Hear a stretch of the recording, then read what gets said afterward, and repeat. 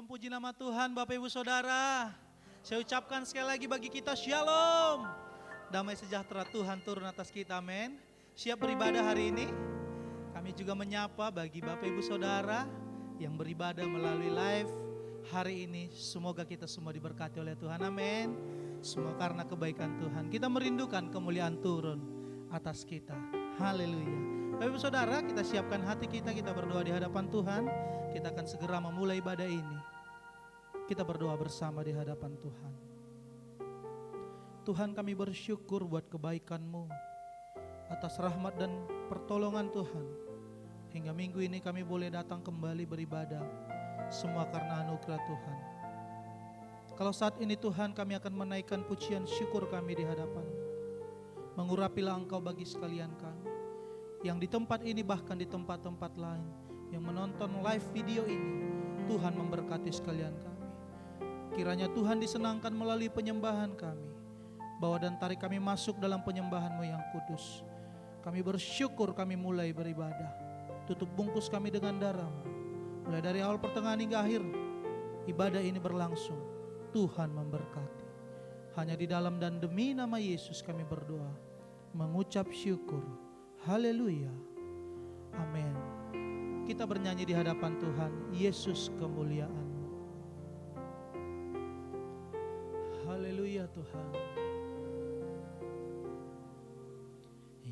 Yesus kemuliaan-Mu, pulihkan hatiku, katakan. Yesus kemuliaan-Mu,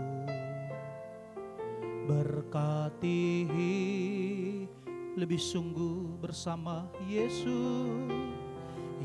Yesus kemuliaan-Mu, pulihkan hatiku. Yesus kemuliaan-Mu, berkati hidup kerinduan kami. Segala pujian syukur bagi-Mu,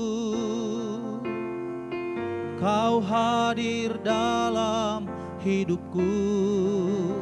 Kini ku datang sujud di hadapan-Mu, memuji-Mu, menyembah-Mu.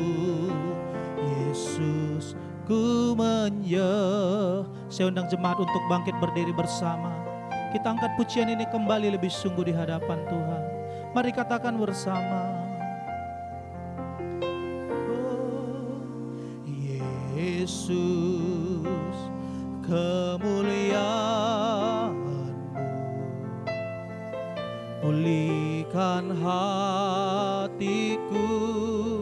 Oh Yesus kemuliaan-Mu, memberkati kami, berkati.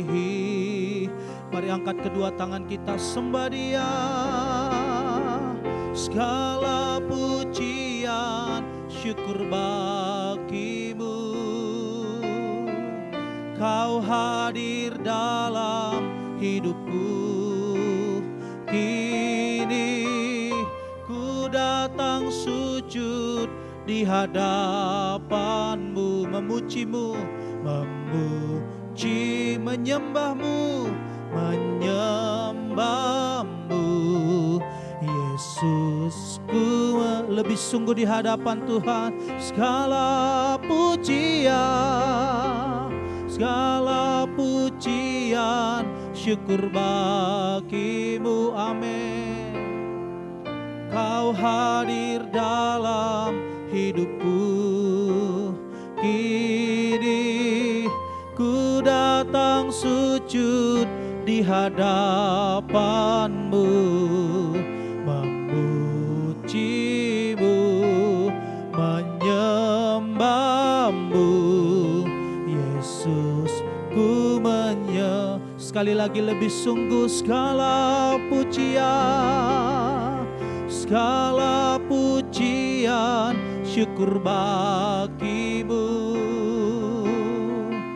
Kau hadir dalam hidupku, kini ku datang sujud di hadapanmu. Ini iman kami, memujimu, menyembahmu, Yesus. Ku memuji, menyembah, memujimu, menyembahmu, Yesus. Ku sekali lagi dengan iman, memujimu,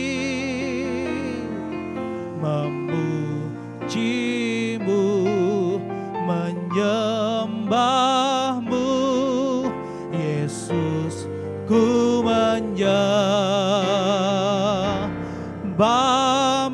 Tepuk tangan buat Tuhan. Haleluya. Oh, oh, haleluya. Sambil menyembah Tuhan, kita duduk kembali di hadapan Tuhan. Oh,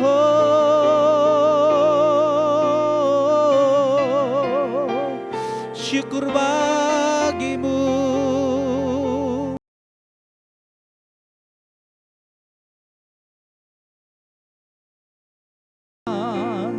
Kemuliaan-Mu, haleluya. Berterima kasih kami buat anugerah-Mu Tuhan, haleluya. Oh Yesus, kemuliaan-Mu. Bapak Ibu kembali duduk di hadapan Tuhan. Kita naikkan sembah kita di hadapan Dia. Haleluya, haleluya. Pagi hari ini kami datang bersyukur.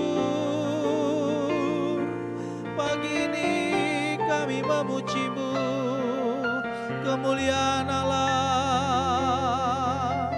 turun bagi kami Tuhan, melingkupi setiap hati kami. Haleluya,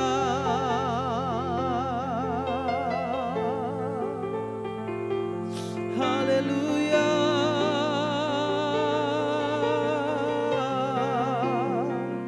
Syukur bagimu. Kami mau nyatakan Engkau baik di tempat yang maha tinggi Tuhan. Kami bersyukur punya Allah seperti-Mu. Kami bangga memiliki Allah seperti Yesus, Tuhan dan Juru Selamat kami. Kami merindukan-Mu. Haleluya, haleluya.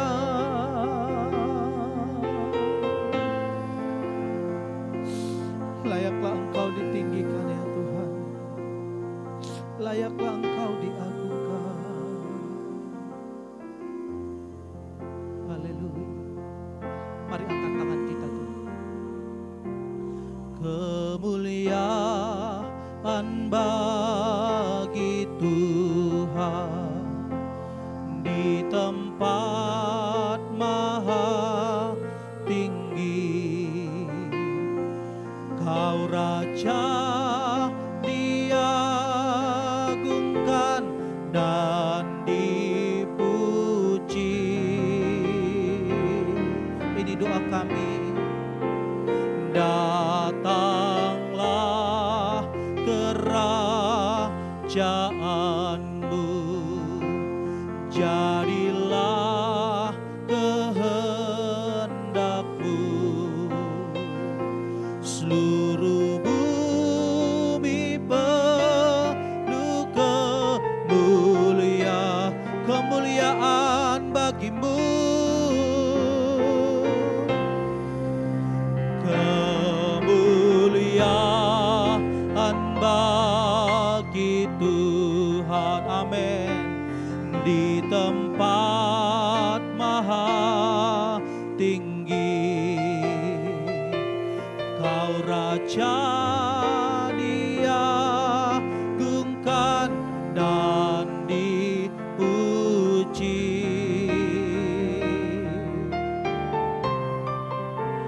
Datanglah kerajaanmu, jadilah kehendakmu. Seluruh bumi penuh kemuliaan. Seluruh bumi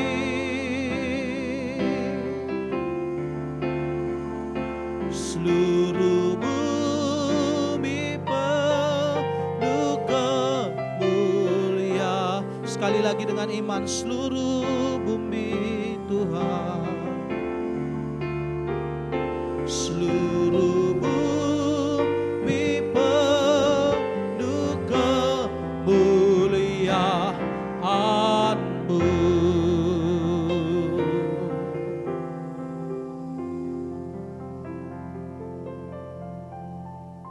Benar ya Tuhan, seluruh bumi penuh kemuliaan Tuhan, karena kasih Allah melingkupi bumi ini. Sekalipun bumi dahulu dicemarkan oleh manusia yang jatuh dosa sejak dari Taman Eden, tetapi Kristus telah datang menebus manusia, memulihkan manusia dan terus selanjutnya memulihkan alam ini. Itu kami percaya Tuhan. Terima kasih Tuhan. Pada pagi hari ini kami rindu mendengarkan sabda-Mu. Berbicaralah di tengah-tengah kami Tuhan. Kami siap mendapatkan pengajaran dari firman Allah. Di dalam nama Yesus Kristus kami berdoa. Sama-sama kita katakan amin. Puji nama Tuhan. Selamat pagi buat kita semua. Haleluya. Ya, saya agak lelah karena ada jemaat kita di gereja yang satu yang meninggal, jadi harus mengurusinya sampai menjelang pagi tadi ya. Puji Tuhan, tetap semangat kita melayani Tuhan, kita tetap mendengarkan firman Tuhan. Saya percaya seringkali di dalam kelemahan kita justru kuasa Tuhan itu dikobarkan. Katakan amin. Haleluya, haleluya. Kita buka firman Tuhan kita, renungan kita hari ini tentang membangun relasi yang sehat, membangun hubungan saya dengan sesama yang sehat. Kita buka Kisah Para Rasul pasal 9 ayat 27 sampai 26 sampai 27. Demikian sabda Tuhan. Setibanya di Yerusalem, Saulus mencoba menggabungkan diri kepada murid-murid. Di situ ada Petrus, ada Yohanes, ada rasul-rasul yang lain, ada Bartolomeus. Nah, Saulus ini bertobat lalu ingin menggabungkan diri kepada murid-murid itu. Selanjutnya dikatakan tetapi semuanya takut kepadanya. Kenapa? Karena Saulus inilah pemimpin agama Yahudi yang menentang keras jalan kebenaran, jalan Yesus Kristus. Menolak Yesus sebagai Tuhan, menolak Yesus sebagai Mesias, dan menolak Yesus sebagai tokoh yang dinyatakan sebagai penggenapan dari kitab suci mereka, yaitu Perjanjian Lama. Jadi dia adalah komandan yang melakukan represi, tekanan, bahkan juga aniaya kepada pengikut-pengikut Yesus. Jadi kalau sekarang dia mau menggabungkan diri, wajar saja orang yang radikal ini, orang yang keras ini kalau bergabung belum tentu mudah dipercaya. Kalimat berikutnya dikatakan bahwa ia juga seorang murid. Jadi karena mereka tidak dapat percaya bahwa ia juga seorang murid. Ayat 27. Tetapi Barnabas, nah ini konsentrasi kita, Barnabas. Semua murid-murid yang lain takut dan kemudian menolak Saulus bergabung. Tetapi Barnabas menerima dia. Wah, luar biasa ya, berbeda dia. dan membawanya kepada rasul-rasul. Artinya merekomendasi Saulus ini. Dan menceritakan kepada mereka bahwa Saulus melihat Tuhan di tengah jalan dan bahwa Tuhan berbicara dengan dia dan bagaimana keberaniannya mengajar di Damsyik dalam nama Yesus. Jadi dia percaya kepada Saulus, percaya kepada kesaksian Saulus tentang perjumpaan dia dengan Tuhan, perubahan paradigma hidupnya. Sekarang yang sebelumnya dia adalah penganiaya, sekarang menjadi pemberita dan mengajar di Damsyik. Dia yakinkan murid-murid yang lain, rasul-rasul utama dan semua orang Kristen yang paling awal itu. Dia yakinkan, dikatakan di sana bagaimana Saulus melihat Tuhan di tengah jalan dan bahwa Tuhan berbicara dengan dia dan bagaimana keberaniannya mengajar di Damsyik dalam nama Yesus. Diujungi dengan dalam nama Yesus. Berarti Saulus ini yang dulu benci kepada nama Yesus, sekarang melakukan semua aktivitasnya termasuk mengajar itu dalam nama Yesus. In the name of Jesus. Dia yakinkan, dia persuasi kawan-kawan rasul yang lain, murid-murid yang lain. Dia yakinkan begitu rupa. Padahal orang itu tadi menolak dia karena takut. Dan akhirnya kelompok itu menerima dia. Sehingga hari ini kita melihat suatu the beauty of Barnabas. Kehebatan pribadi Barnabas. Kejelian dia melihat orang. Dan ketepatan sikap dia memandang orang. Sehingga dia boleh dikatakan seorang yang memiliki jiwa yang sehat. Mampu melihat perubahan orang. Tidak traumatik.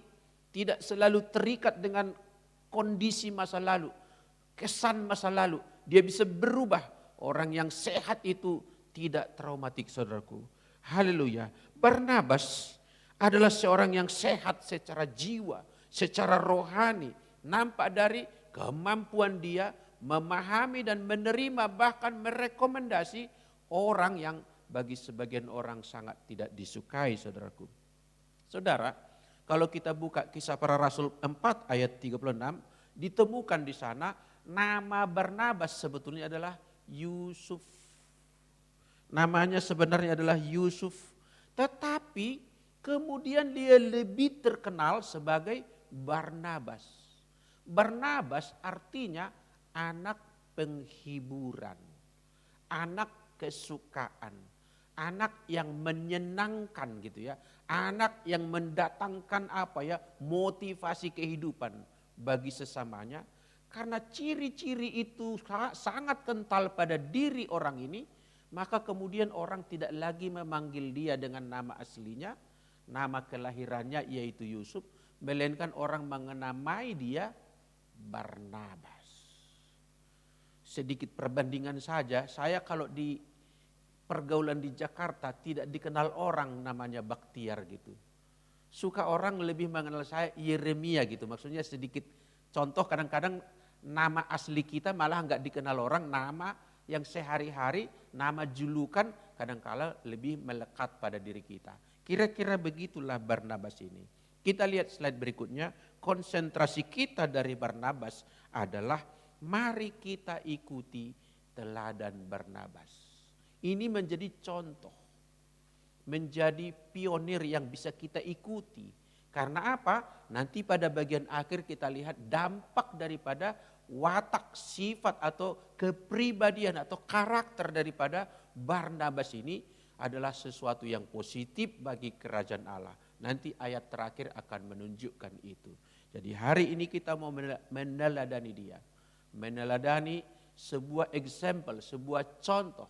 Dalam ilmu pendidikan dikatakan learning by example. Belajar dari contoh. Dari contoh itu kita tahu kebenaran. Hampir sama dengan ketika kita belajar matematika. Guru menyebutkan rumus matematika, kita bingung dengan rumus itu. Tapi kemudian di bawahnya biasanya contoh. Contoh itu dibeberkan begitu, dari contoh itulah kita akan memahami rumus matematika tadi. Ini pun kita akan mengerti apa makna daripada anak penghiburan Dan apa dampak dari orang yang memiliki watak seperti ini? Kita ikuti teladan Barnabas ini. Slide berikut yang pertama. Seperti apakah Barnabas ini? Barnabas ini menurut penyelidikan saya adalah seorang yang suka berbagi. Relasi yang sehat itu salah satunya ditandai dengan suka berbagi. Demikian pula saudaraku Yusuf ini yang kemudian disebut Barnabas. Kita baca Kisah 4 ayat 36. Dikatakan demikian pula Yusuf yang oleh rasul-rasul disebut Barnabas, artinya anak penghiburan, seorang Lewi dari Siprus. Ia menjual ladang miliknya, lalu membawa uangnya itu dan meletakkannya di depan kaki rasul-rasul. Gereja mula-mula itu saudaraku, gereja yang sangat kental dengan solidaritas dengan sesama. Maklum, mereka waktu itu serba didiskriminasi oleh agama utama, yaitu agama Yehudaisme. Sehingga dalam banyak hal bukan hanya urusan keagamaan, tapi mungkin urusan pekerjaan, urusan ekonomi, urusan bisnis. Mereka dipersulit dalam banyak lini, akibatnya banyak jemaat yang mengalami kesusahan. Nah, beberapa orang yang mampu, diantaranya ini Barnabas menjual sebidang tanahnya. Untuk apa? Hasil penjualannya itu diserahkan kepada rasul-rasul untuk dipakai bagi pelayanan diakonia dan pelayanan penginjilan pada waktu itu. Saudara yang dikasihi Tuhan, memberi adalah tanda sebuah pertobatan. Memberi artinya kita tidak lagi berpusat kepada diri sendiri. Kalau orang yang berpusat pada diri sendiri, ciri utamanya menerima. Dan contoh yang sangat fatal tentu Lintah. Lintah punya 2 anak. Menurut kitab Amsal, dia berkata untukku, dan untukku. Enggak peduli bahkan anaknya sendiri. Nah saudaraku, itu contoh yang sangat fatal. Manusia juga kalau hanya menerima, hanya mau diperhatikan, itu tanda ada gejala ketidakberesan secara rohani, ketidakberesan secara jiwa, dan itu sebabnya hubungan dengan antar sesama, hubungan sosial menjadi rusak. Maka satu potret yang menandai terjadinya perubahan orang ialah ia suka memberi.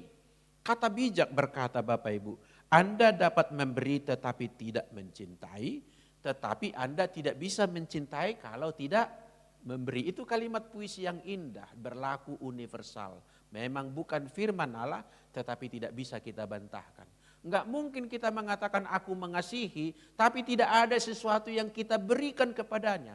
Enggak mungkin kita mengatakan aku cinta, tapi tidak ada memberi perhatian, memberikan bingkisan, memberikan kesempatan, memberikan dukungan. Enggak mungkin tidak memberikan sesuatu. Sedangkan orang egois, dia menuntut menerima sesuatu. Menuntut orang-orang sekitarnya untuk melayani dia, memberikan apa yang dia mau. Sedangkan dia sebaliknya akan kesukaran untuk memberikan hal yang sama kepada orang lain. Saudara yang dikasihi Tuhan, salah satu perubahan yang terjadi pada orang yang bertobat adalah terjadi perubahan orientasi hidupnya. Apa maksudnya perubahan orientasi hidup? Artinya apa yang penting baginya, apa yang diunggulkan dia dan dicari-carinya. Dia mulai berpindah dari ingin segala sesuatu tentang aku, mulai sekarang berkata aku dan kau. Kau juga memerlukan sesuatu yang dari aku. Dan aku bernilai karena aku memberikan manfaat sesuatu kepadamu. Terjadi perubahan orientasi saudaraku. Kalau kita ikuti namanya psikologi perkembangan. Mulai dari kita dari janin, bayi, anak kecil, kemudian remaja, kemudian nanti pemuda, kemudian di dewasa, manula gitu. Ada etape-etape kehidupan itu. Salah satu ciri yang kental pada diri anak, bayi sampai anak-anak adalah berpusat pada dirinya sendiri. Kalau dia pegang mainan itu, dia merasa itu miliknya. Walau itu mungkin bukan orang tuanya yang beli, tapi dia pegang. Kalau dia pikir itu miliknya, dia rasa itu miliknya, yakin. Walaupun itu di tangan orang lain. ego. Seolah-olah dialah pusat kehidupannya. Dialah yang menjadi penentu segala-galanya. Kalau dia suka itu, dia anggap itu miliknya. Sesuatu yang dari tangannya kita ambil, dia akan mempertahankannya.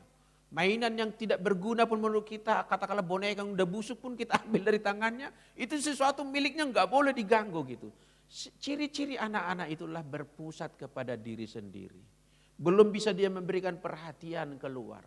Tapi seiring dengan perjalanan waktu secara alamiah manusia, ialah ketika mulai dia anak-anak, mulai dia memperhatikan lingkungannya, mulai dia ingin bersosialisasi dengan temannya. Makin dewasa dia membutuhkan konco-konco, peer group namanya, teman bermain. Mulai dia bukan hanya menuntut dimengerti, tapi dia mulai mengerti kawannya. Terus sampai dewasa, dia sampai menikah, mulai punya anak. Oh, dia hidupnya bukan dirinya lagi, tapi mulai dicurahkan kepada anaknya, kepada keponakannya. Mulai berpindah kepada orang lain, saudaraku. Dan kalau proses itu tidak terjadi pada kita sebetulnya, ada kemandekan perkembangan jiwa. Hal yang sama juga terjadi dalam rohani.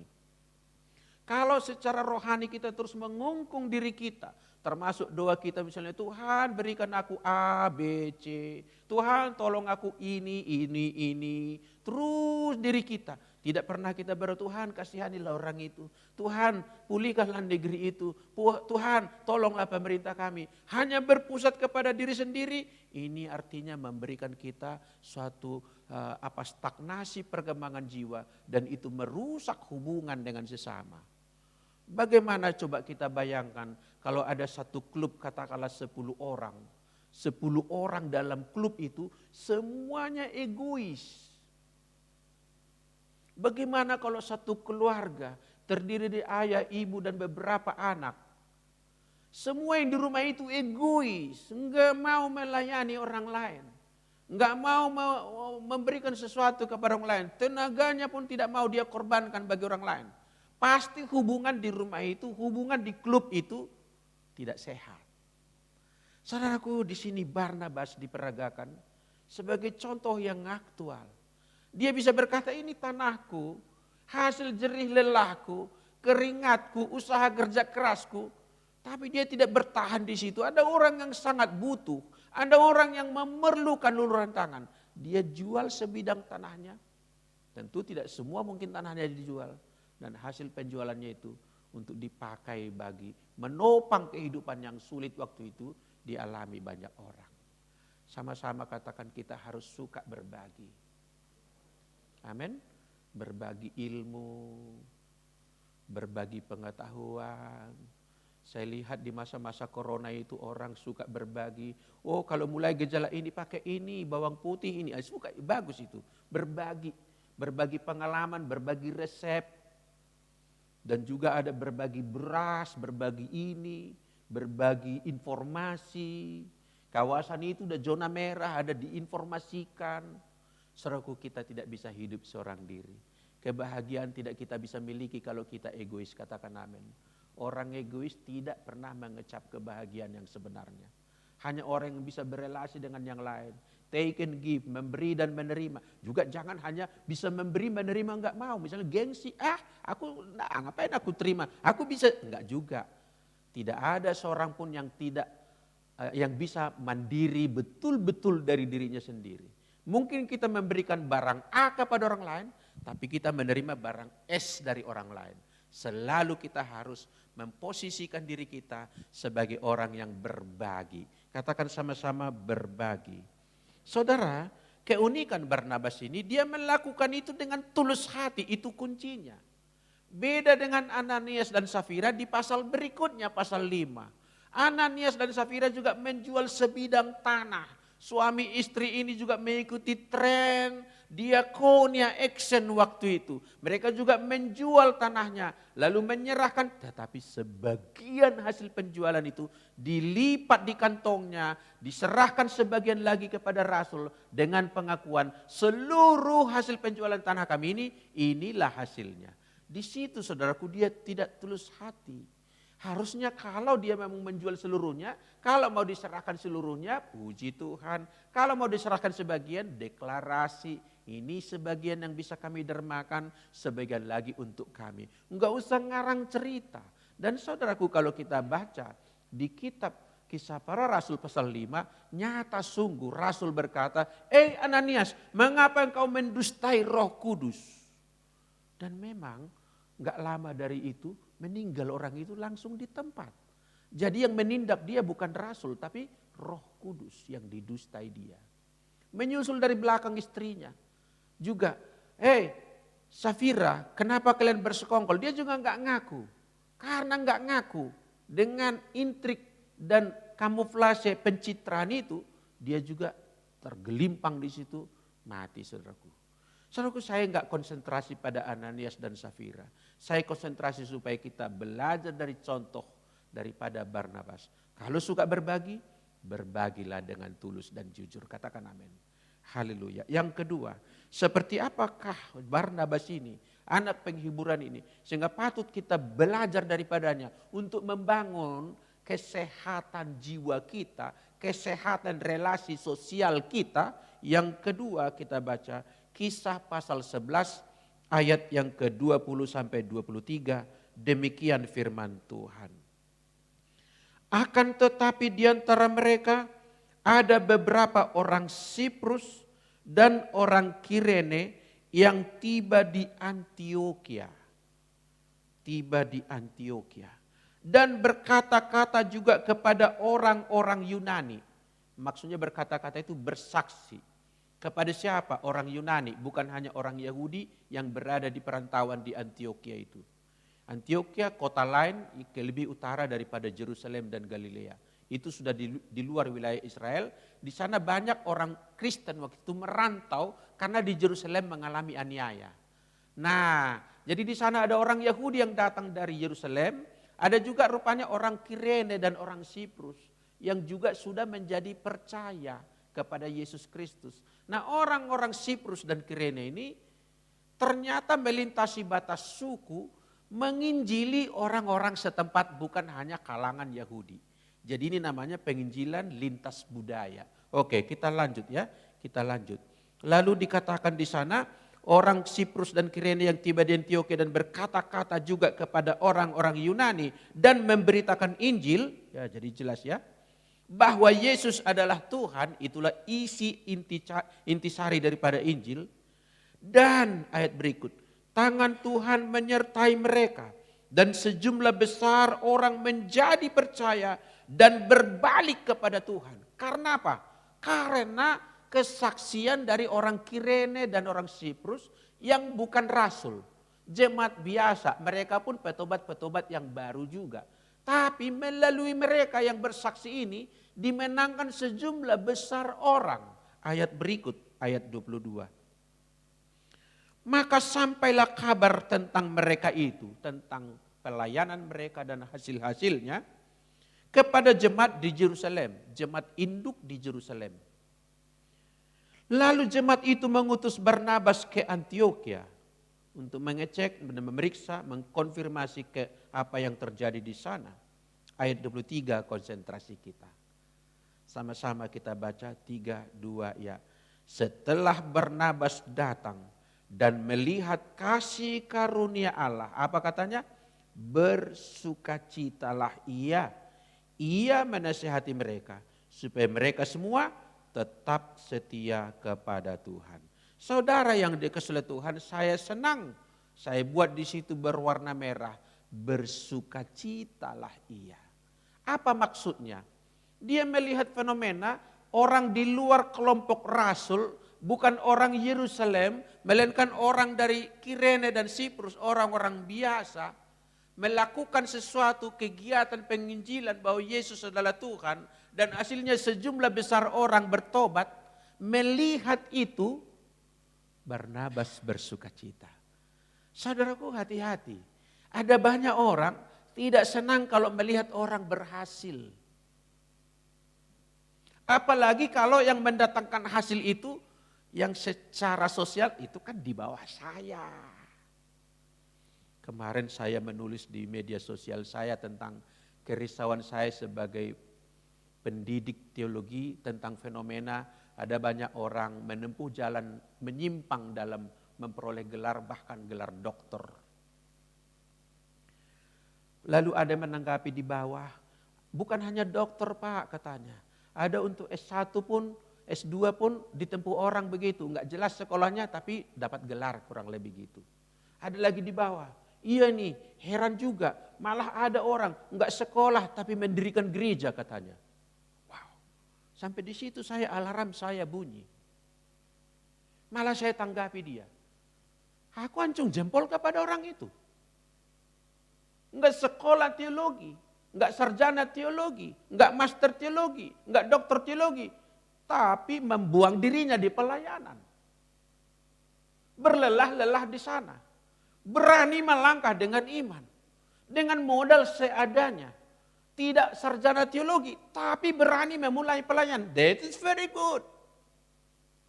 Itu contoh nyata, ada orang, saya sarjana, mungkin dia memang bukan sarjana teologi dia atau apa saya enggak tahu. Dia kok merasa memandang rendah kepada orang yang tidak sekolah karena melayani dan berhasil. Saudaraku, ternyata untuk apa?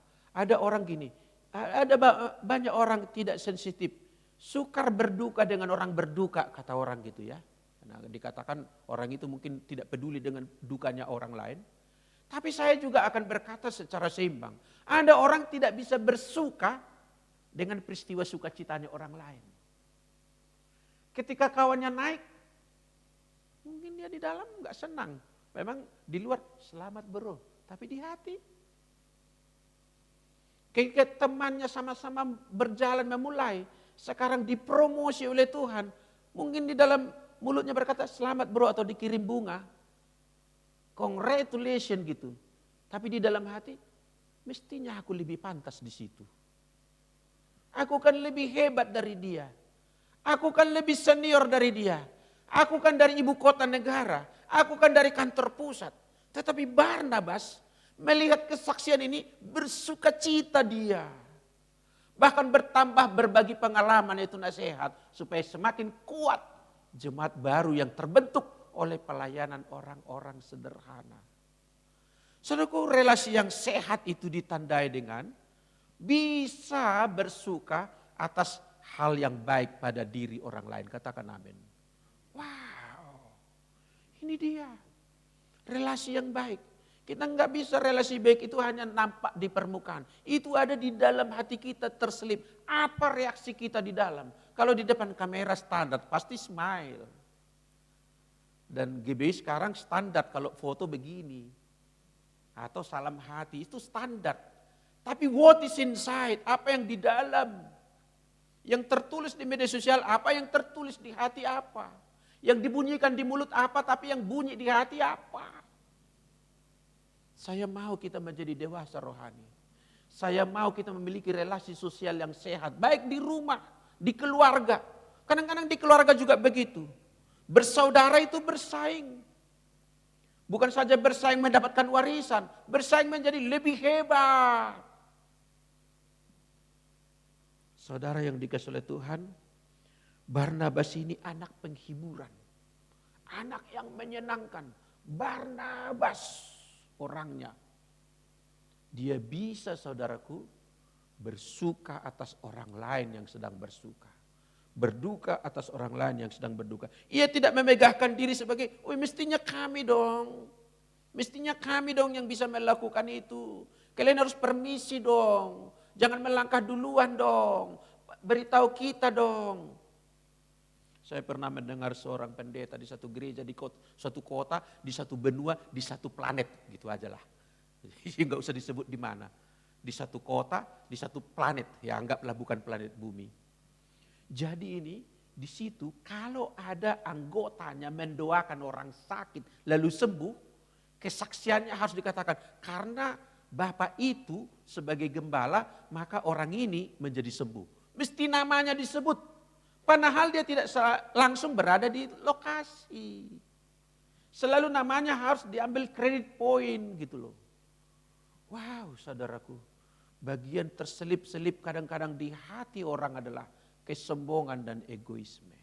Barnabas telah beres dalam jiwanya, mampu memberikan jempol di tangannya, tapi juga jempol dari hatinya. Katakan amin. Sama-sama katakan, saya mau bersukacita atas sukacita orang lain. Judulnya di sini saya buat tidak iri hati. Sama-sama katakan tidak iri hati. Di mana ada iri hati, di situ akan ada percekcokan. Di mana ada iri hati, di situ akan ada kompetisi. Di mana ada iri hati, di situ sebentar lagi akan perpecahan, saudaraku. Kerusakan hubungan. Bayangkan kalau klub tadi 10 orang. 10 orang dalam suatu klub, sifat mereka semua adalah tinggi hati. Sifat kedua, iri hati. Gimana ya hubungan di situ ya? Rasanya panas itu, klub panas itu, nggak nyaman itu. Udah tinggi hati, iri hati lagi, apa lagi? Pahit hati lagi, apa lagi?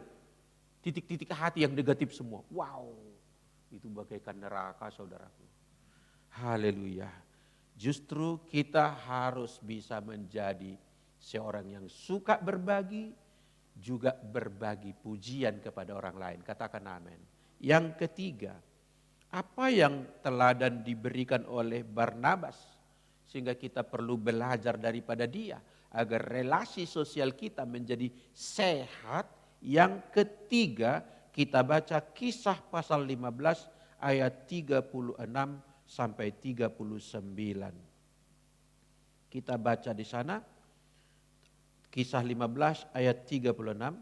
Tetapi beberapa waktu kemudian, udah lewat beberapa waktu, berkatalah Paulus dan Barnabas. Barnabas tadi merekomendasi Saulus untuk bisa bergabung. Kemudian mereka membentuk tim pelayanan dengan pemimpin di dalam tim itu Barnabas dan Saulus dan juga ada Markus dan ada yang lain-lain. Kita ikuti jalan cerita yang sedikit ditampilkan di Kisah Para Rasul ini.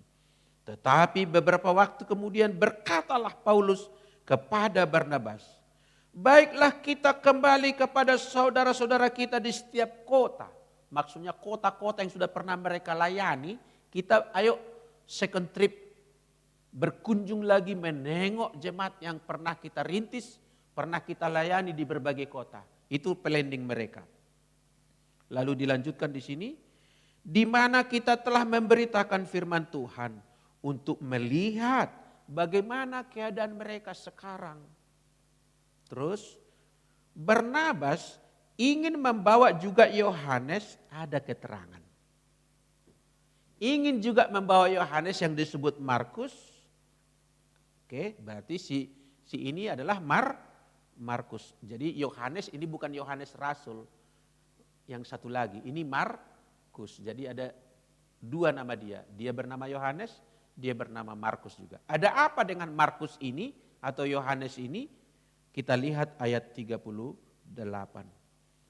Tetapi Paulus dengan tegas berkata bahwa tidak baik membawa serta orang yang telah meninggalkan mereka di Pamfilia dan tidak mau turut bekerja bersama-sama dengan mereka.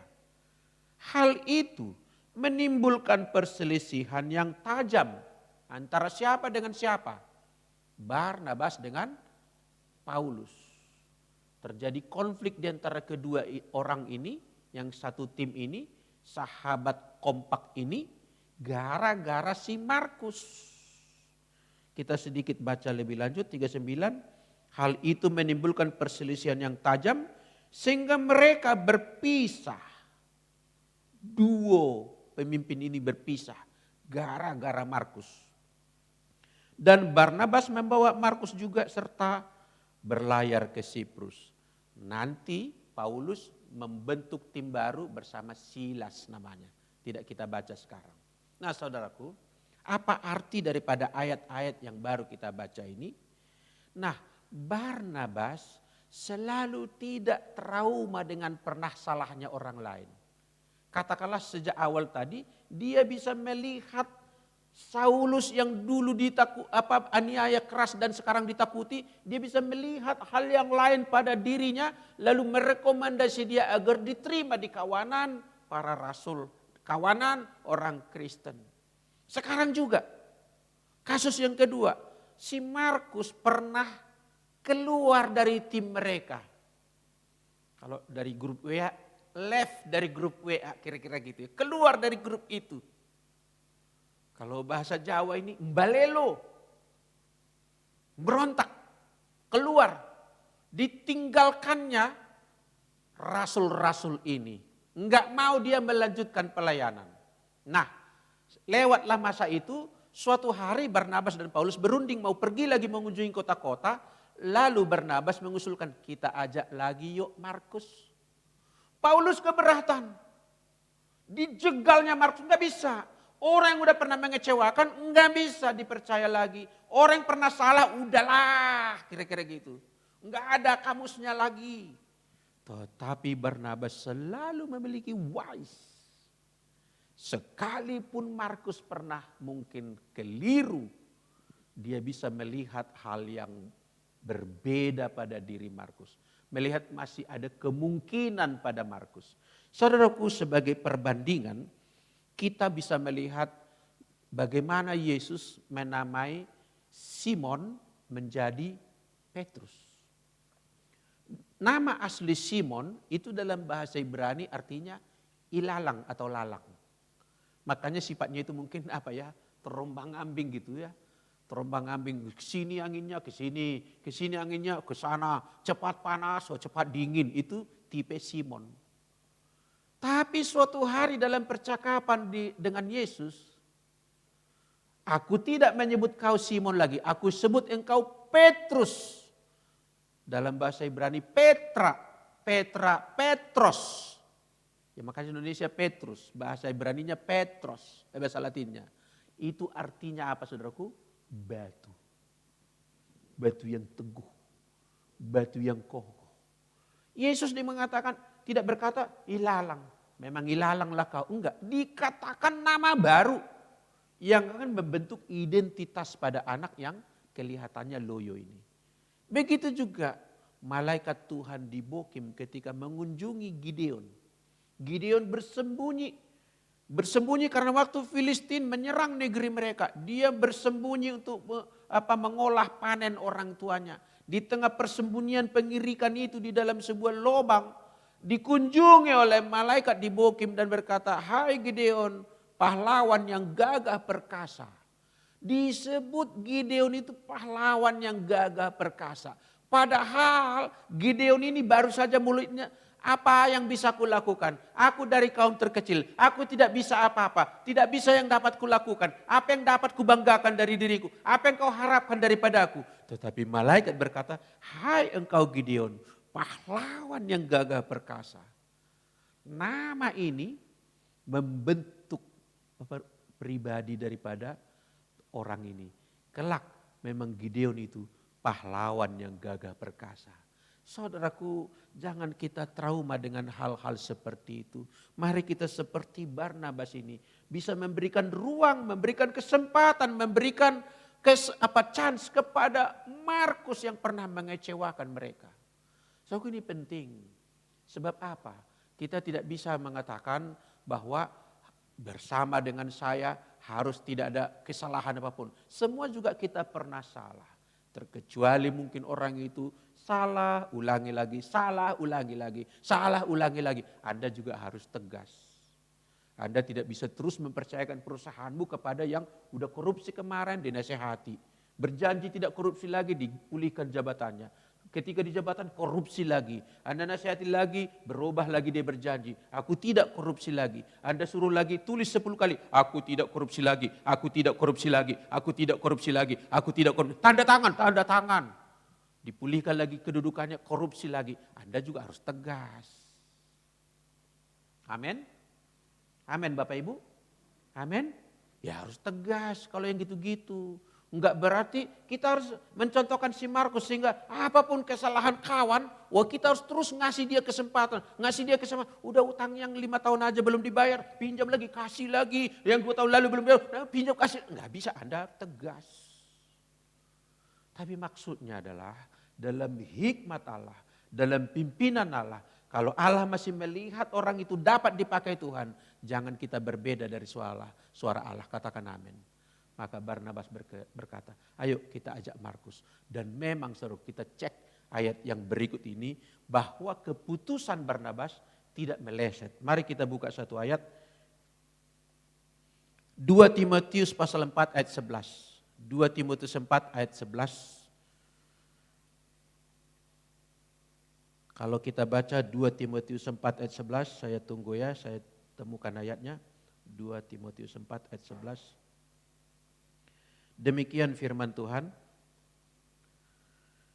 Ini tulisan Rasul Paulus yang tadi menolak atau menjegal Markus. Di masa tuanya, Paulus sedang berada di penjara di kota Roma karena tugas penginjilan. Dia didakwa bersalah sampai harus menghadapi sidang di kota Roma dan dia di sana dipenjara sementara waktu. Dan memang dia nanti akan meninggal di kota Roma itu juga, dieksekusi oleh penguasa setempat. Saudaraku, tulisan dia dari kota Roma apa? Di ayat 11, hanya Lukas yang tinggal dengan aku. Lukas, murid yang lain. Terus, jemputlah Markus. Wah, ini menarik kita.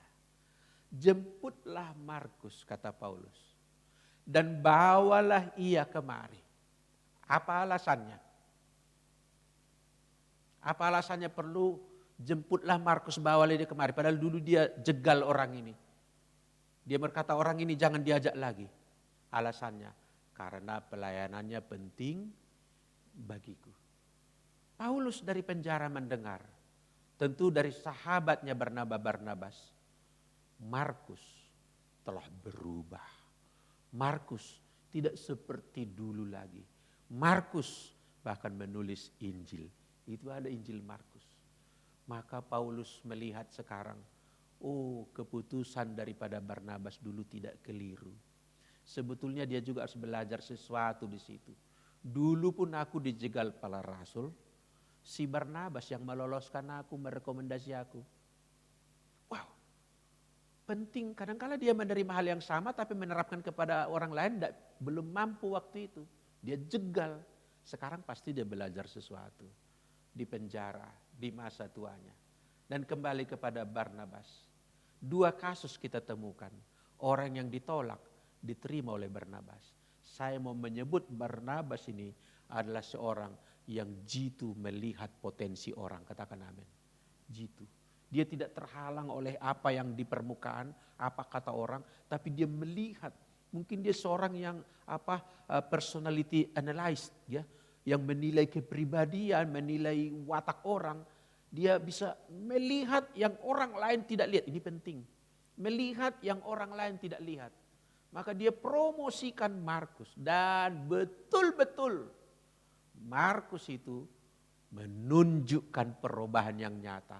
Sampai kemudian hari Paulus mengakui Markus. Ayat terakhir kita kembali tentang Barnabas. Slide terakhir tentang Barnabas. Apakah yang terjadi dengan sifat-sifat yang sangat terpuji dari seorang Markus ini? Kita baca sama-sama Kisah 11 ayat 24, 3, 2 ya. Karena Barnabas adalah orang baik, terus penuh dengan Roh Kudus dan iman, terus sejumlah orang dibawa kepada Tuhan. Amin. Wah, ini dia personality Barnabas, anak penghiburan yang hari ini kita belajar. Dia adalah seorang yang suka berbagi, tidak iri hati. Dia bisa bersuka cita atas prestasi orang lain, bahkan orang lain yang secara apal di bawah dia gitu ya, secara sosial, tapi dia bisa bersuka cita. Dan yang ketiga, dia bisa melihat potensi pada orang, memberikan kesempatan kedua atau mungkin kesempatan ketiga kepada orang. Dia tidak seorang yang fatalistik, sekali orang ini pernah mengecewakan selamanya tidak ada harapan, tidak ada begitu dia. Dia selalu bisa melihat hal yang baik pada diri orang. Memberikan kesempatan orang lain berubah. Memberikan kesempatan kepada orang lain untuk naik lagi, dipulihkan oleh Tuhan. Dan akibat dari watak Barnabas seperti itu, sejumlah orang dibawa kepada Tuhan. Apa artinya saudaraku? Memang kuasa Tuhan itu dahsyat untuk mengubah hati orang. Tapi seringkali melalui kitalah hati orang di sekitar kita akan diubahkan Tuhan. Mari kita bangkit berdiri dan kita berdoa. Haleluya.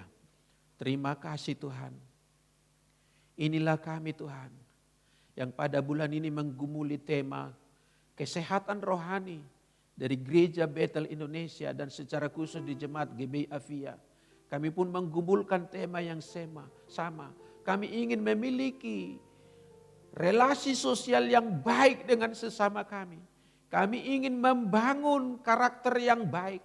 Kami ingin seperti Barnabas, seorang anak penghiburan yang suka berbagi dengan tulus, yang suka memberikan dukungan kepada orang lain, termasuk memberikan pujian, penghargaan, dan dia bersuka cita atas prestasi orang lain, kebaikan orang lain.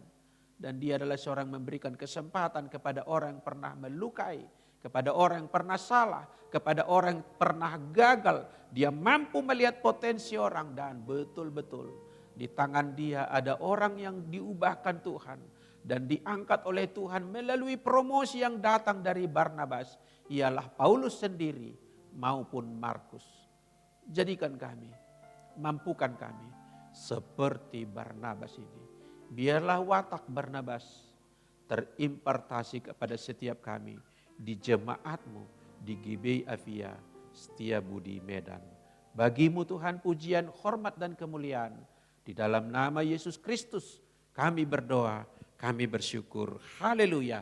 Sama-sama kita katakan amin. Silakan duduk saudaraku.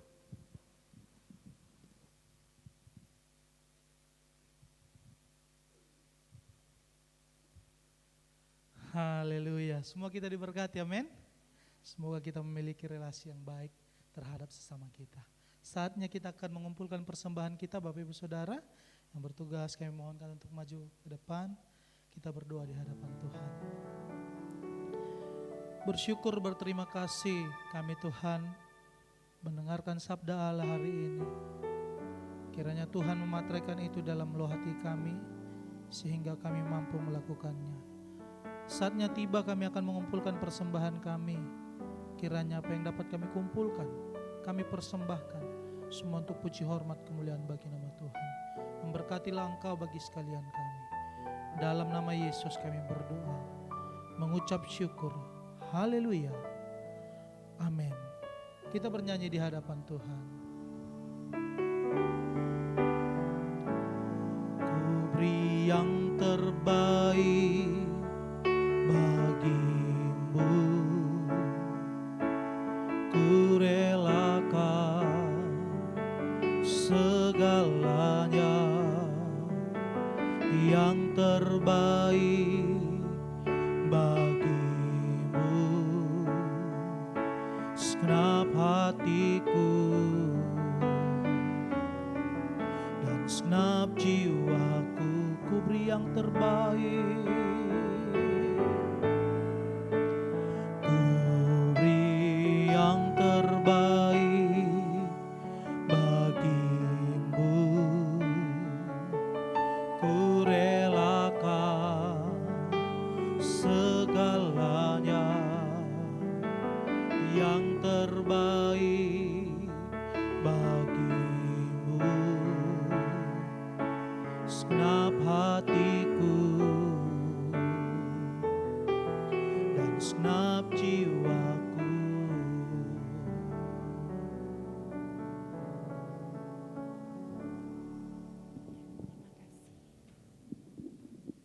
Shalom, puji nama Tuhan. Kita sungguh sangat diberkati oleh firman Tuhan yang sudah Bapak sampaikan.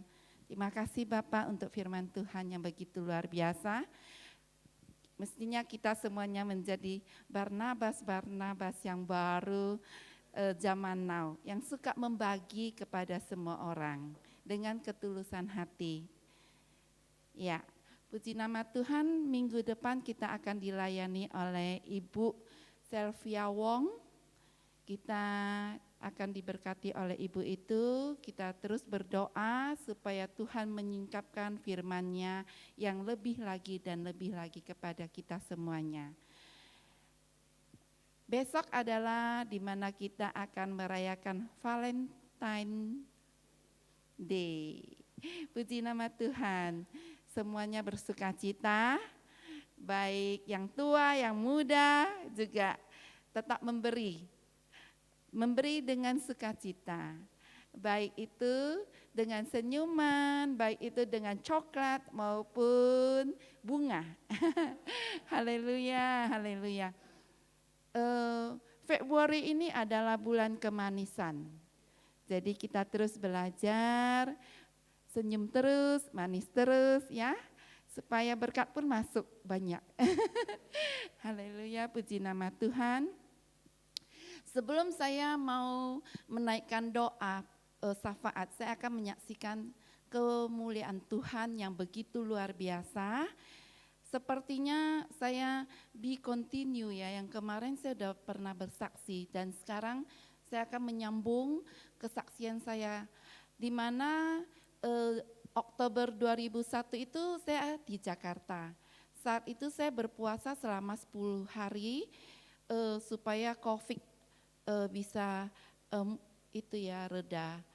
Tapi tanggal 10 Oktober itu di mana COVID sama sekali tidak ada kematian di Jakarta.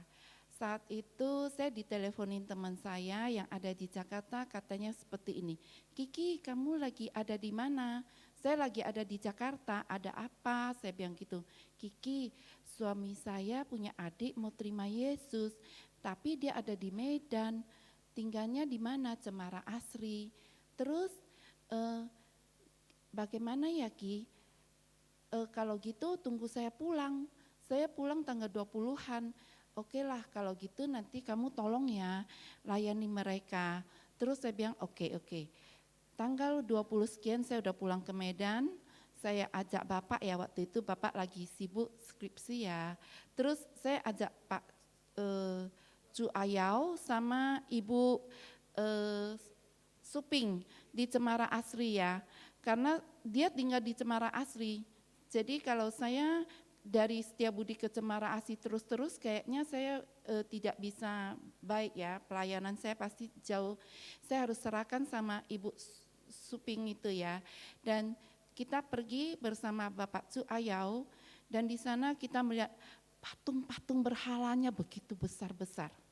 Mau diapain ya? Itu karena kelenteng atau wihara itu adalah orang Taiwan sempat sewa rumah kontrak di sana untuk sembahyang-sembahyang itu.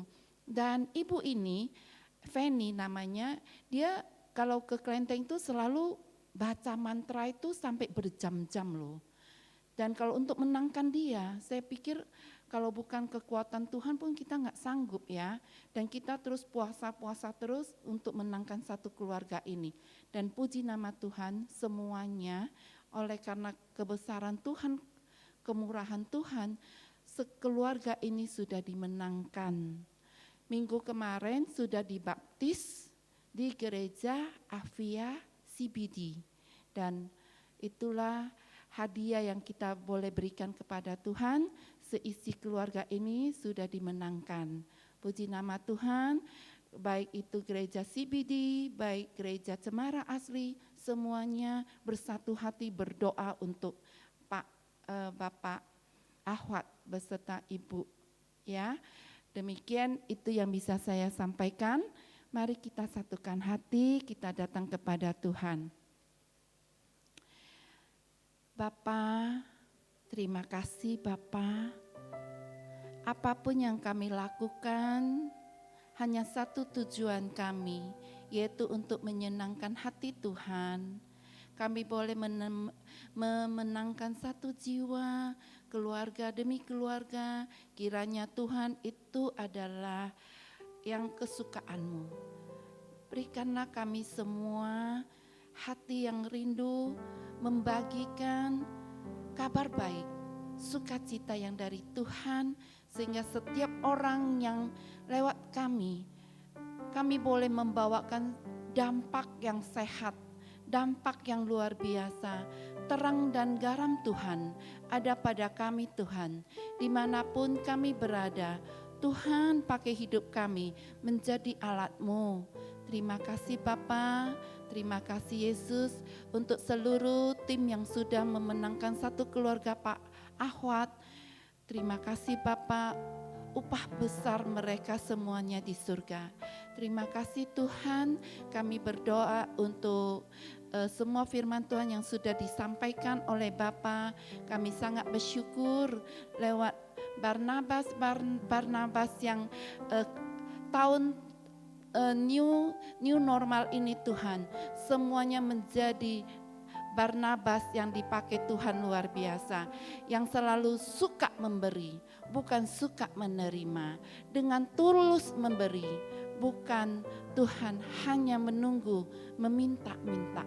Terima kasih Tuhan, ajari kami selalu Tuhan, hidup dalam firman-Mu, terukir di dalam loloh hati kami. Setiap perkataan yang keluar dari mulut kami, selalu Tuhan, perkataan yang membangun, perkataan yang menguatkan, perkataan yang sungguh-sungguh benar memberkati orang. Terima kasih Tuhan, pimpin kami semuanya. Saat-saat ini di mana jemaat-Mu Tuhan, ada yang sakit, baik itu Bapak Andreas maupun Pak Ahok, kiranya kemurahan-Mu yang menyembuhkan mereka. Tuhan tolong dalam nama Tuhan Yesus. Kami sangat percaya kesembuhan sudah terjadi di dalam nama Tuhan Yesus Kristus. Jemaat yang putus asa, kami berdoa di dalam nama Tuhan Yesus.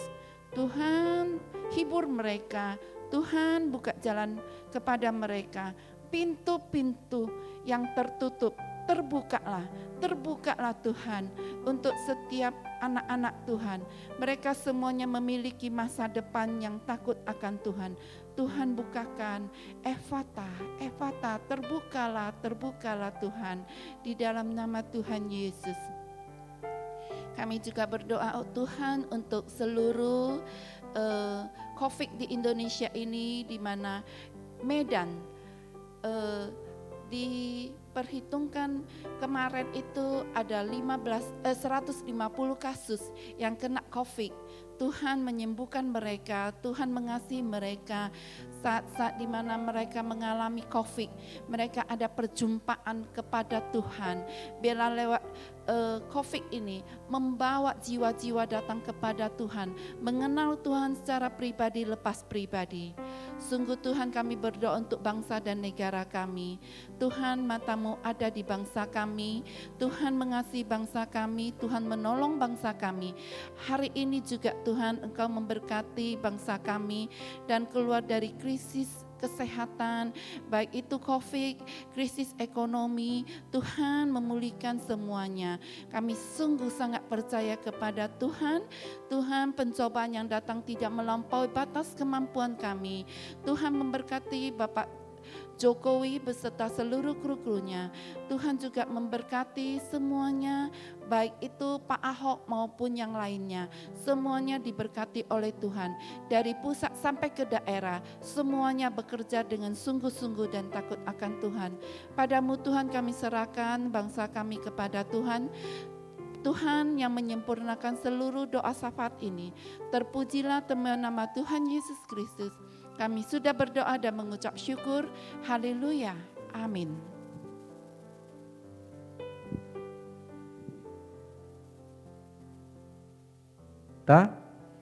Haleluya.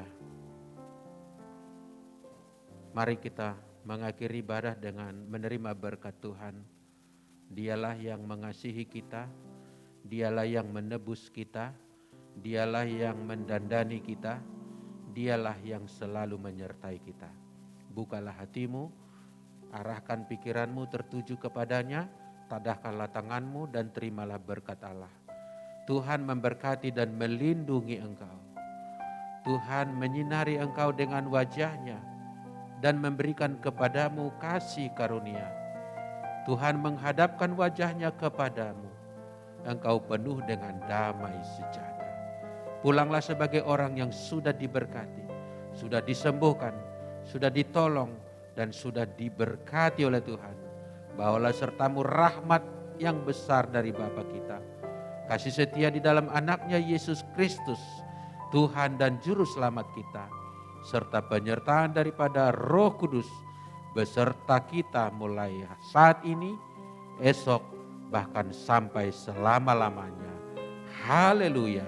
Sama-sama kita berkata, amin. Tuhan memberkati kita semua. Shalom.